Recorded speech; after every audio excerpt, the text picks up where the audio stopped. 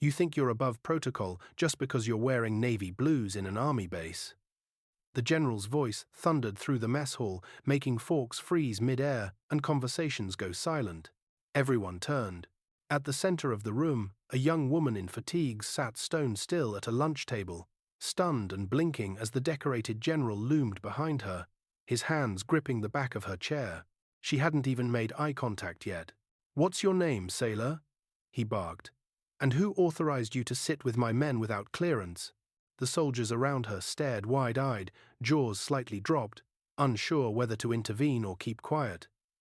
One of them opened his mouth, thought better of it, and shut it again. They had no idea what she'd done to trigger this, but the general's fury was unmistakable. The woman finally turned her head, meeting his eyes. Calm, steady, not a flicker of fear. "Petty Officer First Class Maddie Hidson, sir," she said, voice even. "Temporary transfer to Joint Base Echo under Operation Crimson Gate. Authorized under Command Directive 17 Bravo." She slid a folded paper from her jacket pocket and placed it on the tray. Clearance attached. The general didn't even glance at the document. "Crimson Gate doesn't give you the right to break rank and dine wherever you please." She tilted her head. "Sir, I was invited to sit here. Your men welcomed me." "She's telling the truth," one of the soldiers said carefully, eyes flicking between the two. "We asked her to join us." "Silence, Corporal," the general snapped. Then came the second shift, the moment no one saw coming. From across the hall, a senior intel officer rushed in, holding a file folder and looking pale. "General," he called, urgent. "You need to see this." The general didn't budge. "Now, sir," the intel officer said, lowering his voice. "That woman, she's not who you think she is." "What the hell are you talking about?" The officer leaned in, whispering, but loud enough for a few to catch.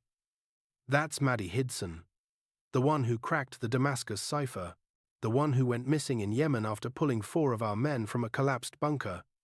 She's the reason Operation Crimson Gate exists at all.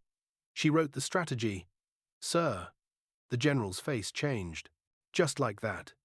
From fury to disbelief. He looked down at her again, closer now. Recognition flooded his eyes. The silence in the room was deafening. "You," he breathed.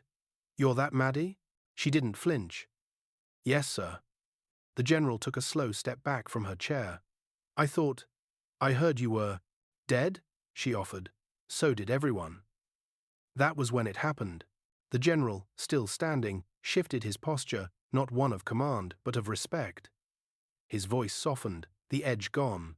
"Petty officer, I owe you an apology." His words echoed across the silent room. "I was out of line." Maddie gave a nod. "Permission to finish my lunch, sir." The general looked around at the stunned faces of his men, at the paper in his hand, at the woman who had survived what most never could. Then, with a rare vulnerability in his voice, he said, "Permission granted, and thank you for what you did over there. We lost good men that day, but fewer than we could have. Because of you." She nodded again, quietly. "It wasn't just me. I was just the last one still moving." And then the final, humbling act. The general, one of the most hardened men on base, placed both hands gently on her shoulders, not to intimidate, but to honor her. A quiet gesture, no more shouting, no more assumptions. Just a silent apology in front of every pair of eyes watching. Later that evening, word had already spread across the base. The woman who got chewed out in the middle of the dining hall was the same one who once survived 2 days buried under concrete, using only a broken comms wire and her bloodied fingers to tap out coordinates that saved a team trapped in enemy territory. The one who never asked for a medal, the one who refused all interviews, the ghost in the field who came back alive. The next morning, soldiers from across the base made sure there was always a chair open at Maddie's table. And the general? He never raised his voice to her again. In fact, he asked her to brief the next mission personally, because sometimes the ones we dismiss are the ones who made it possible for us to be standing at all. Respect isn't given by rank. It's earned in silence, in sacrifice, and sometimes in surviving what no one else could. Take a second and comment below your city or country. We want to know where our community is connecting from. If this story made you feel something, hit the like button and tell us what part touched you the most.